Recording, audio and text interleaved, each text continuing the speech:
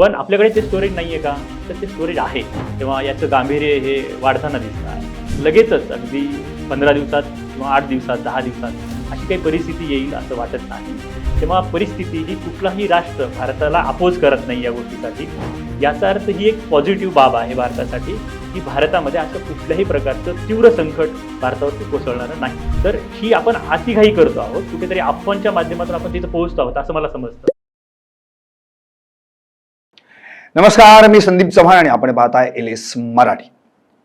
आपल्याला आठवत असेल की अगदी 6व्या दिवशी, ज्या दिवशी युद्ध सुरू झालं इराण वर्सेस इस्रायल आणि अमेरिका, त्याच दिवशी आपण याच स्टुडिओच्या माध्यमातून भारताच्या कृषीच्या क्षेत्राच्या म्हणजे थोडक्यात शेतीच्या बांधावर हे युद्ध येऊन पोचतंय की काय असं आपण एक डिस्कशन केलं होतं. आज 28वा दिवस आहे, युद्ध काही थांबायचं नाव घेत नाहीये आणि या सगळ्या दरम्यानच्या कालावधीमध्ये सगळ्यात महत्वाचा धोका जो या जगाला पोहोचणार आहे त्याची सुरुवात आता झाली आहे आणि ती म्हणजे इंधन. या इंधनाचाच फटका आता सगळ्या जगातल्या देशांना बसू लागलाय. भारताचा विचार केला तर निश्चितपणे भारतात देखील इंधन, त्याच जोडीला गॅस पुरवठा याची सगळीच टंचाई जाणवू लागली आहे. आणि याच अनुषंगानं आपण पुन्हा एकदा याच विषयावर युद्धाच्या 28व्या दिवशी चर्चा करणार आहोत. आपल्या सर्वांना आठवत असेल 6व्या दिवशी आपण ज्यांना आमंत्रित केलं होतं याच विषयावर बोलण्यासाठी तेच श्रीकांत देशमुख आज आपल्या स्टुडिओमध्ये आलेले आहेत. अर्थात अनंतराव पवार महाविद्यालयाचे राज्यशास्त्र विभाग प्रमुख आणि इंटरनॅशनल रिलेशन्स म्हणून त्यांचं पुस्तक देखील आपण सर्वांनी वाचलेलं आहेच. त्यांचा या सगळ्याच गोष्टींवरच्या भूमिकेचा महत्वाचा भाग काय आहे आणि आता या युद्धामुळं भारताला जी झळ सोसावी लागतीये, कालांतरानं जागतिक मंदीची सुरुवात याला म्हणता येणार आहे का, या सगळ्याच प्रश्नांची उत्तर आपण जाणून घेणार आहोत. थेट बोलूयात श्रीकांत देशमुख यांच्याशी. देशमुख साहेब, आपलं या LS मराठीच्या विशेष कार्यक्रमात आपलं स्वागत. नमस्कार. आपल्याला आठवतंय 6व्या दिवशीच आपण युद्ध सुरू झालं आणि आपण भेटलो होतो आणि त्याच वेळी तुम्ही सांगितलं होतं की भारत तटस्थ आहे, तो कुठेही ना इराणच्या बाजूने झुकला आहे ना इस्रायलच्या बाजूने झुकलेला आहे. मान्य आहे हे सगळं, पण या दरम्यानच्या काळात बऱ्याच सर्वसामान्य नागरिकांना म्हणजे आपल्या सगळ्यांना जी काही या युद्धाची झळ सोसावी लागली ती प्रत्यक्षात आपण पाहतोय. त्यामुळे माझा पहिला अगदी थेट सवाल आहे जो सर्वसामान्यांच्या मनात आहे, हे जर युद्ध आता असंच पुढे आणखी रेंगाळत राहिलं तर मात्र जागतिक मंदीला सुरुवात होईल असं वाटतं का? नक्कीच. आपण जी चर्चा 6व्या दिवशी केलेली होती आणि आज 28व्या दिवशी या चर्चेकडे जेव्हा पाहतो तेव्हा याचं गांभीर्य हे वाढताना दिसतं आहे.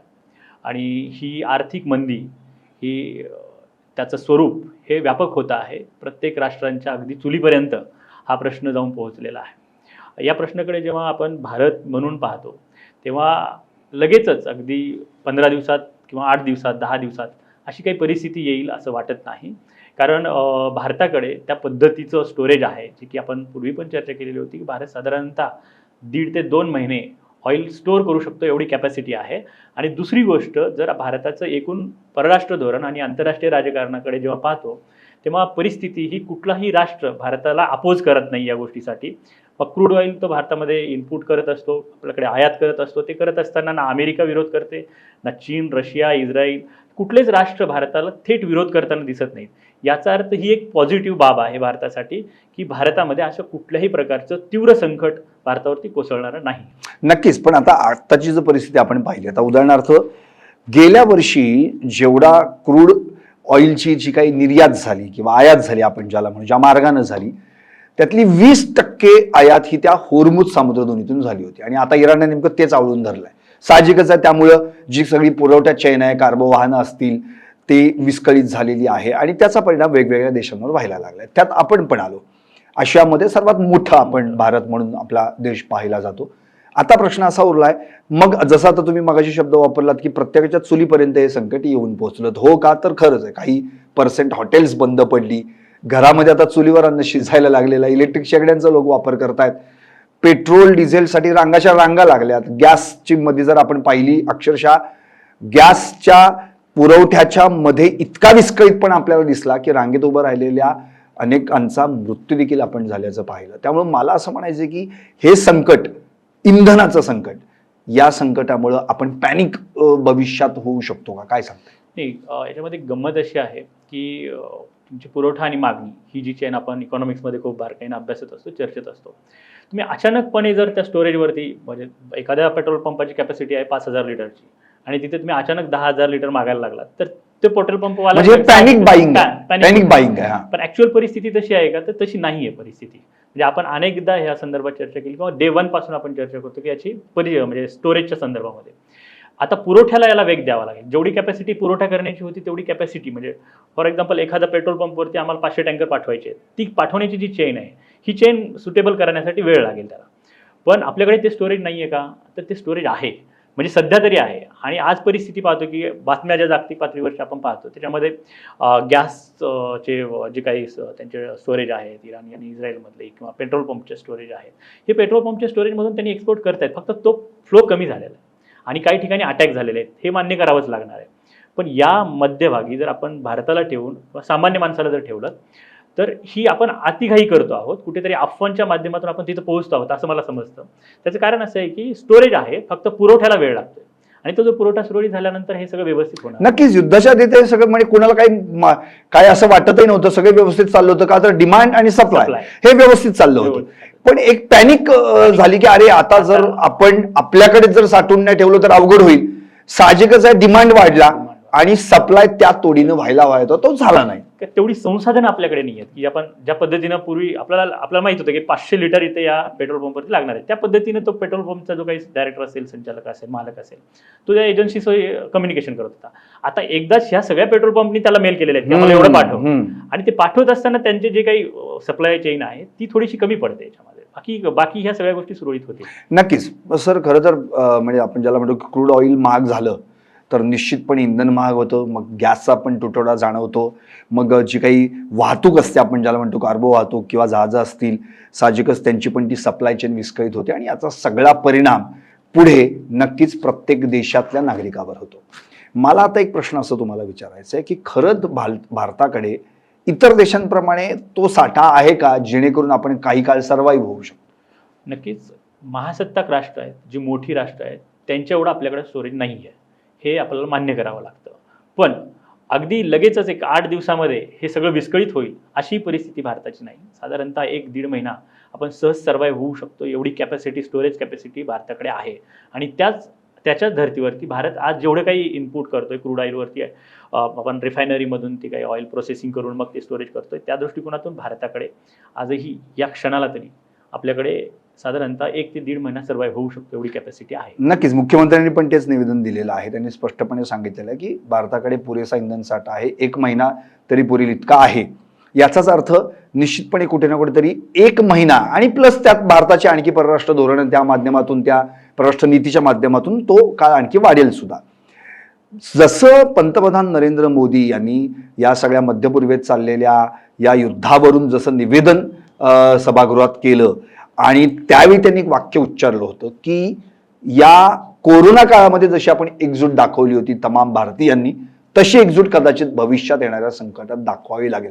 त्यामुळे कुठेतरी भारतीय नागरिक थोडंसं पॅनिक झाले आणि आता लॉकडाऊन लागणार का अशी चर्चा सुरू झाली. अगदी मग केंद्रीय पेट्रोलियम मंत्री हरदीप सिंग पुरी यांना आज अक्षरशः डिक्लेअर करावं लागलं की भारताचा असा कोणताही प्रस्ताव विचाराधीन नाही आणि असं लॉकडाऊन बिकडाऊन काही लागणार नाहीये. तुम्हाला काय वाटतं, काय म्हणायचं या संदर्भामध्ये? लॉकडाऊन लागेल का? लॉकडाऊन हा शब्द भारतीय नागरिकांना किंवा या कोरोनाच्या काळामध्ये सहज सगळ्याच्या तोंडी यायला लागला. अगदी म्हणजे लॉकडाऊन म्हणजे इमर्जन्सी हा शब्द आता बाजूला पडलेला आहे. म्हणजे आणि भारताचे पंतप्रधान जर निवेदन करत असतील की अशा पद्धतीनं हे होऊ शकत नाही, आपण एकजुटीने समोर जायला पाहिजे, हीच गोष्ट नाही तर जेव्हा जेव्हा भारतावरती संकट येईल असं जेव्हा जेव्हा वाटतं तेव्हा त्या काळातील समकालीन पंतप्रधानांचं एक लिडरशिप म्हणून ते एक आव्हान असतं की आपण सगळे एकत्र येऊन आपण त्याला लढा देऊ.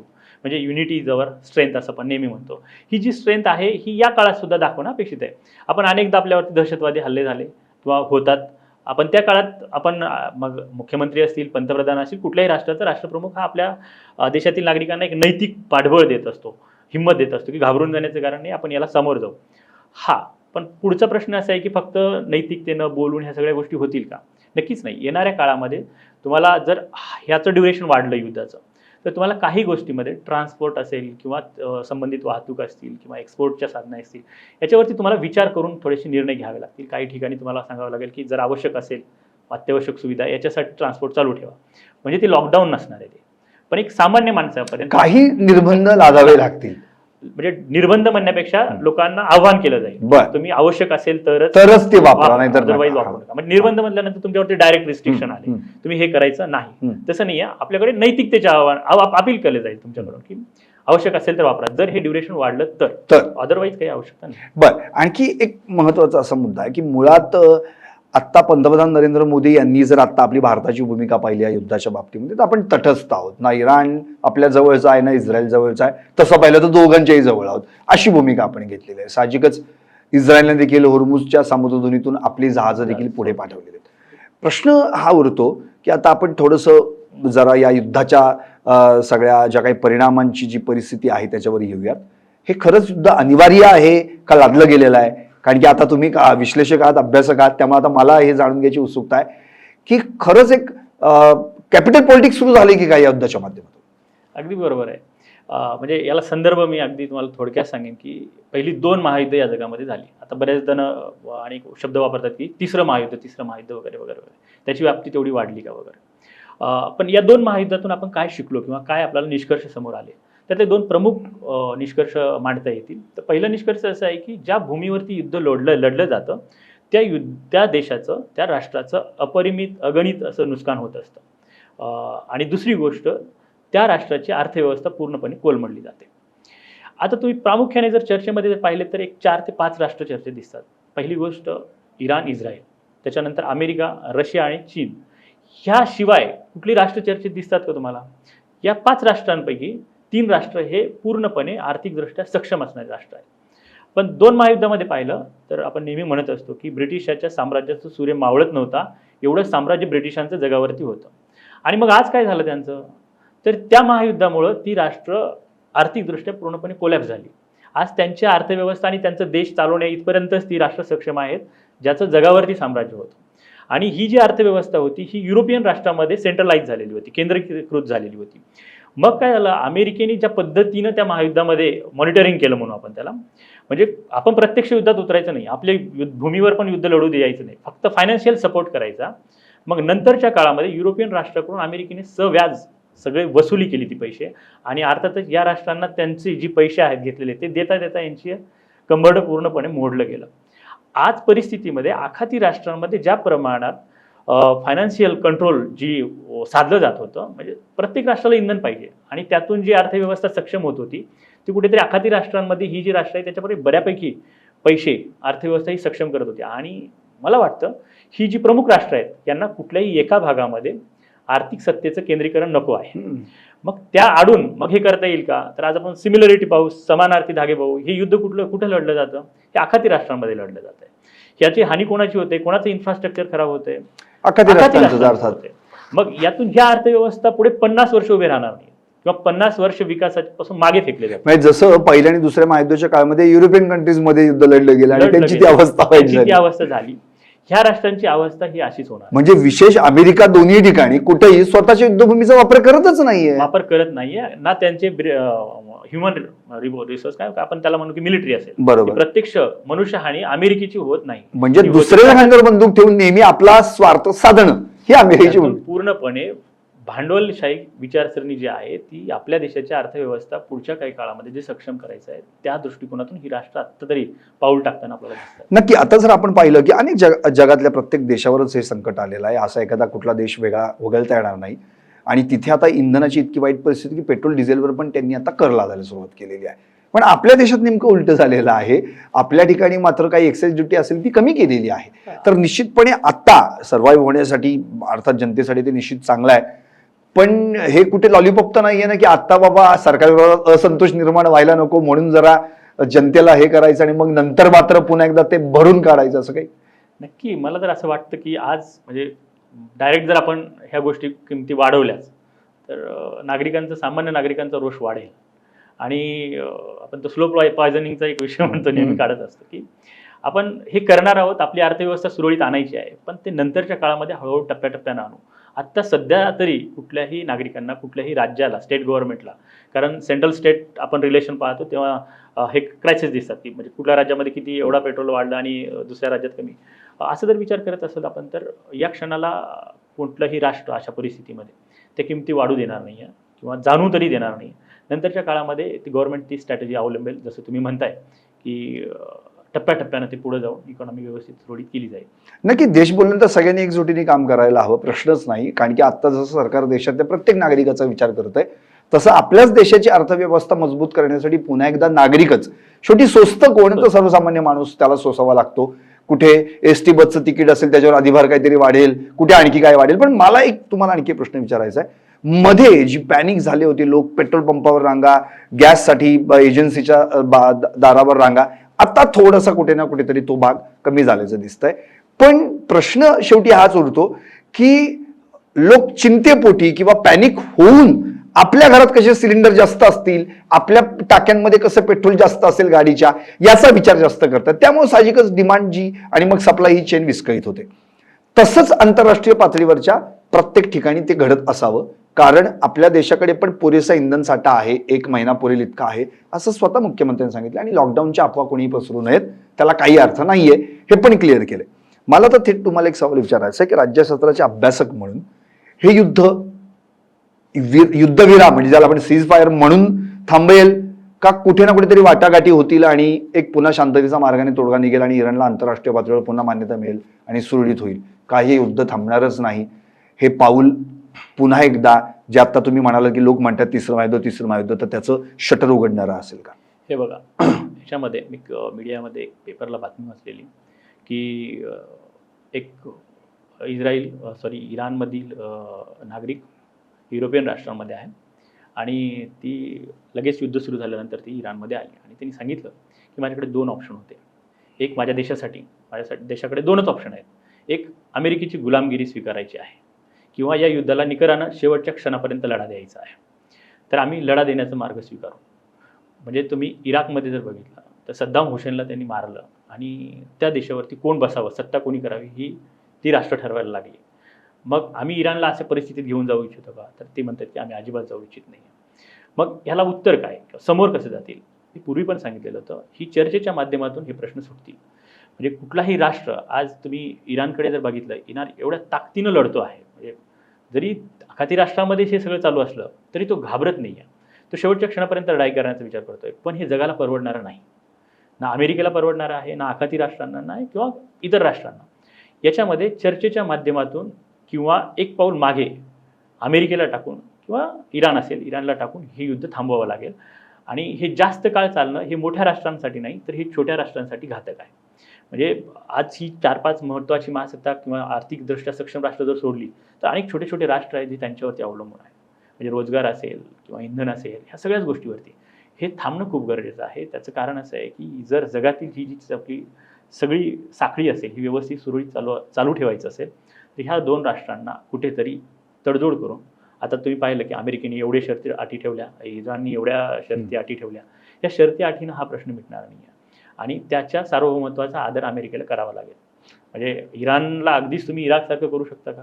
करू शकत नाही, कारण त्याची आयडिओलॉजी पूर्णपणे आता वेगळी ठेवलेली आहे. त्यांनी त्या वेगळ्या पातळीवरती ते युद्ध घेऊन गेलेलं आहे. त्याच्यामुळं इराणचं सार्वभौमत्व अबाधित राहील याची काळजी घेऊनच अमेरिकेला ही सगळी चर्चा थांबवावी लागेल. नक्की सर, अगदी शेवटाकडे येतो. एक महत्त्वाचा प्रश्न आपल्या सर्वसामान्य नागरिकांसाठी, या LS मराठीच्या माध्यमातून प्रेक्षकांना तुम्ही असं काय संदेश द्याल की जेणेकरून लॉकडाऊनची भीती लोकांमध्ये आहे किंवा जागतिक मंदी सुरू होणार आहे का, किंवा आणखी काही वेगळ्या संकटाला आपल्याला सामोरं जावं लागतं का? एक अगदी थोडक्यात जनतेच्या मनात जे काही पॅनिक किंवा चिंतेचं वातावरण निर्माण झाले ते दूर करण्यासाठी काय संदेश देऊ शकतो? माझा हा संदेश असेल की पॅनिक होण्याची अजिबात गरज नाही आहे.